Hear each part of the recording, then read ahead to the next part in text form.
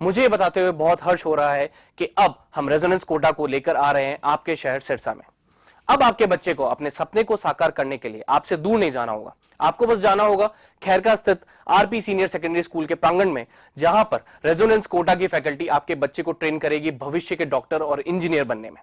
सभी प्रमुख परीक्षाएं जैसे JEE main, JEE advance, NEET UG, AIIMS, international olympiad, NTSC, KVPY, CA, CS, CMA, CLAT, Resonance ने गुणवत्ता और मात्रा दोनों में अच्छे परिणाम देकर खुद के लिए एक नाम बनाया है। अधिक जानकारी के लिए आप डबवाली रोड स्थित RP senior secondary school visit कर सकते हैं या कॉल कर सकते हैं नीचे दिए गए नंबर पर। अब होंगे सपने साकार। धन्यवाद। नमस्कार, मैं हूं प्रमोद और आप देखना शुरू कर चुके हैं दी सड़कनामा.com। इस वक्त मैं मौजूद हूं पनिहारी में और जैसा कि आप सब लोग जानते हैं कि सिरसा से लोकसभा सांसद सुनीता दुग्गल है, उनका जनसंवाद कार्यक्रम है वो चल रहा है। इस वक्त मैं पनिहारी में हूं जहां से जनसंवाद कार्यक्रम है वो ख़त्म हुआ है और हम उनसे चर्चा करते हैं क्योंकि कितनी शिकायतें आई हैं, क्या कुछ कहना चाहेंगे। मैडम, क्या कुछ कहना चाहेंगे, किस तरह की शिकायतें ज़्यादा आ रही हैं? जनसंवाद कार्यक्रम आपका चल रहा है। देखिए, ऐसा है कि वैसे तो माननीय मुख्यमंत्री जी ने भी जनसंवाद कार्यक्रम किया था और उन्होंने भी जितनी समस्याएं लोगों की सार्वजनिक हैं उनका समाधान करने की कोशिश की थी। और आप देखिए, बल्कि मैं तो ये देख रही हूँ कि बहुत जगह पर धन्यवाद ज़्यादा आ रहे हैं। जैसे कि यहाँ की भी अब हम बात करें तो यहाँ पर जैसा कि उन्होंने बताया कि हमने अपने MP लैड से भी जो है इनके स्कूल के अंदर इंटरलॉकिंग करवाई, शेड बनवाया, टॉयलेट्स बनवाए, तो बहुत खुशी का इजहार भी ग्रामवासी कर रहे थे। लेकिन इसके साथ साथ जो भी सार्वजनिक समस्याएं हैं उनको सभी पब्लिक जो है, आम जन जो है वो लेकर आ रहे हैं। चाहे सड़कों की बात है, चाहे पानी पीने के पानी की कोई समस्या है, हम जो भी समस्याओं का समाधान हाथ के हाथ कर सकते हैं वो अधिकारियों को कह के करवा रहे हैं। और जो समस्या ऐसी है कि जिसका समाधान चंडीगढ़ में जाके हो सकता है तो वो हम नोट कर रहे हैं। तो वहाँ पर जो उच्च अधिकारी हैं उन तक उन समस्याओं को पहुँचाएंगे, माननीय मुख्यमंत्री तक उन समस्याओं को पहुँचाएंगे। और मुझे पूरी उम्मीद है कि ज़्यादा नहीं तो कम से कम 80-90% तक की जो समस्याएं हैं उनका समाधान हो जाएगा। अधिकारी तो आ ही नहीं रहे। अधिकतर अधिकारियों को आपने कहा कि उसकी जो है स्पष्टीकरण दीजिए। पहले सीएम साहब जब हिसार में आए थे तो उन्होंने डीएसओ को सस्पेंड कर दिया था क्योंकि वो मौके पे नहीं थे। लेकिन आज भी काफ़ी अधिकारी मैं देख रहा था कि आपने जो अधिकारी नहीं आ रहे हैं, मुख्यमंत्री जी ने खुद फ़ोन करके हमें ये कहा है कि जो अधिकारी नहीं आ रहे हैं उसके बारे में पूरी डिटेल हमें भेजो, उन अधिकारियों के खिलाफ सख्त कार्रवाई की जाएगी। और यहाँ से भी जो डिस्ट्रिक्ट एडमिनिस्ट्रेशन है वो भी उनकी एक्सप्लेनेशन कॉल करेगा। मैडम, ज़्यादातर मामले आपने कहा कि ये भी पोर्टल पे डाल दो, ये भी पोर्टल पे डाल दो, तो लोग जो है यानी कि जनसंवाद कार्यक्रम में तो लोग जो आते हैं ना कि सोचते हैं कि सांसद महोदय आई हैं तो हमारा काम सिरे चढ़ जाएगा या हो जाएगा, लेकिन लोग उस पे पोर्टल पे डालें तो फिर इसका औचित्य क्या रह जाता है? नहीं, देखिए, आप यहाँ पे देखें तो बहुत से लोग ऐसे हैं कि जिन्होंने फिजिकली अपनी समस्या जो है वो बताई। बल्कि मैं देख रही थी कि जो सरपंच साहब है यहाँ के, तो उन्होंने तो एक भी समस्या को पोर्टल पे नहीं डाला है। वो सब के सब उन्होंने पढ़ के मुझे बताई और उन समस्याओं में से बहुत सी समस्या जो है उनका समाधान यहाँ पर ही कहा गया कि हो जाएगा। लेकिन मैं ये कहना चाहती हूँ कि पोर्टल जो है वो सिर्फ सरपंच के लिए नहीं है।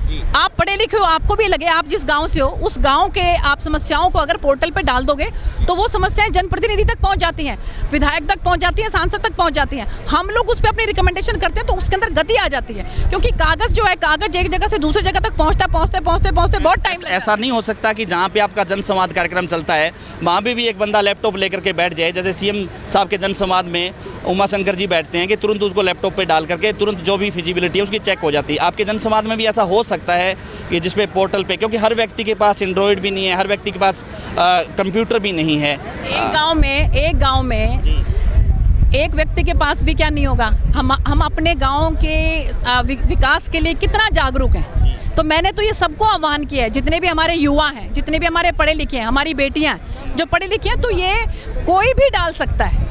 और इसके साथ साथ ये तो हमने एक एडिशनल सुविधा के लिए कहा है। बाकी अगर नहीं भी डालेंगे तो फिजिकली भी जो कागज आ रहे हैं उन पे हम कार्रवाई कर रहे हैं, लेकिन फिर भी ताकि वो जल्दी हो जाए। क्योंकि जैसा मैंने आपको बताया कि एक कागज जो है आज मेरे पास आया है, मैंने उसके ऊपर लिख के साइन करके उस अधिकारी को दिया, अधिकारी जो है उससे ऊपर वाले अधिकारी को देगा, उसके बाद उसका एस्टीमेट बनेगा, उसके बाद फिर वो वापस आएगा। और इससे अच्छा अगर हम पोर्टल पे डालते हैं तो वही कार्रवाई जो कम से कम भी एक काम को पूरा होने में, ये कागजी कार्रवाई को पूरा होने में 2 महीने 3 महीने लगते हैं, वो मुझे लगता है कि 1 या 2 दिन के अंदर अंदर हो सकता है। एक टेक्निकल दिक्कत है, शायद आपको जानकारी है या नहीं है, क्योंकि जैसे जैसे ग्राम दर्शन पोर्टल है, नगर दर्शन पोर्टल है, उस पर आम व्यक्ति उस पर रजिस्टर करता है तो उसको लॉगिन जो ID है उसका एक बड़ा पेचा पड़ता है कि वो मिल नहीं पाता, यानी कि जो जैसे एमसी हैं, जो सरपंच है, वो भी सारे लोग हैं उस पर नहीं कर पाते, तो कहीं ना कहीं टेक्निकल दिक्कत है। आप इसको भी प्लीज चेक करवाइए। नहीं, जहाँ पर बिल्कुल, जहाँ पर कहीं पर ऐसी कोई टेक्निकल इशू आता है, एक गांव का सिर्फ आया था, बाकी कहीं कोई समस्या नहीं है, सिर्फ एक गांव का आया था। वो भी क्यों आया कि वो दोनों, उस गांव का नाम दूसरे गांव से मिलता जाता, जैसे कैरावाली का वो जो डालते थे वो करीवाला में पहुंच जाता था। सिर्फ जहाँ पर ये नाम की जो है वहाँ पर समस्या जो आती थी, इसके सिवा कोई समस्या नहीं है। आप ये देखिए, ये मेरा है सुनीता दुग्गल, ये welcome to Gram Darshan portal 4920 के करीब जो है हम अभी तक ग्राम दर्शन पोर्टल के हिसाब से रिकमेंड कर चुके हैं, और जीरो पेंडेंसी है। आप ये देखिए कि यहाँ पर जीरो है।